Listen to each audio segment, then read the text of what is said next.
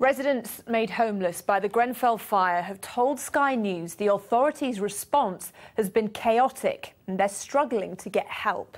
Many are still sleeping in the local sports centre and some reportedly even in their cars as officials search for new places for them to live. Charlotte Lomas has been speaking to some of the displaced families.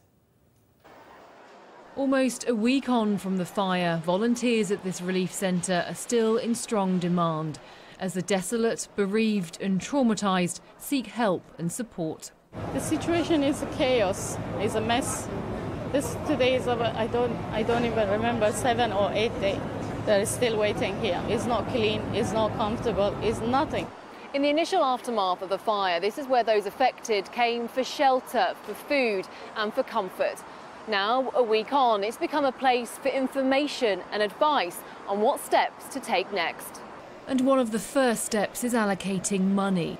As of midday today, more than £300,000 has been allocated from a government relief fund to affected families. That's made up of £500 in cash and then £5,000 in a separate payment.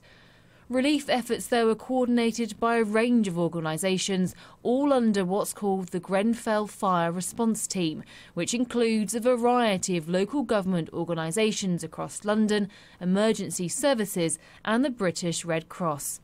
But this new task force has come under criticism for not including the local council or tenants' organisation. Residents also say they're not getting the answers they need. Instead, families are finding support elsewhere. Sky News has been following the Massili family as they've desperately searched for their uncle, who lived on the top floor of the tower. After days of suffering, they've accepted his likely fate. And like so many others affected by this tragedy, they're vulnerable, confused and angry. From the get-go, up until now, like you've just said, the council have not been bending over backwards, not been doing anything to sort of reach out. But they're finding solace, not from officials, but a small group of volunteers providing free legal support and guidance. So they need to collaborate with one another to make sure that we don't have another Hillsborough. Yeah. Unfortunately, one of our other main aims is to ensure timely justice. The phones barely stop ringing in this makeshift office. The sheer number of people needing help overwhelming. They're highly traumatised and it felt there was no net around them. It was really quite shocking to all of us and we were just suddenly having to get on the phone and so we started linking up with all the other volunteer groups on the ground who were finding the same thing and really becoming quite overwhelmed.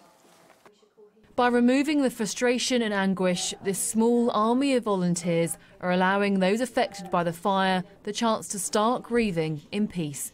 Charlotte Lomas, Sky News.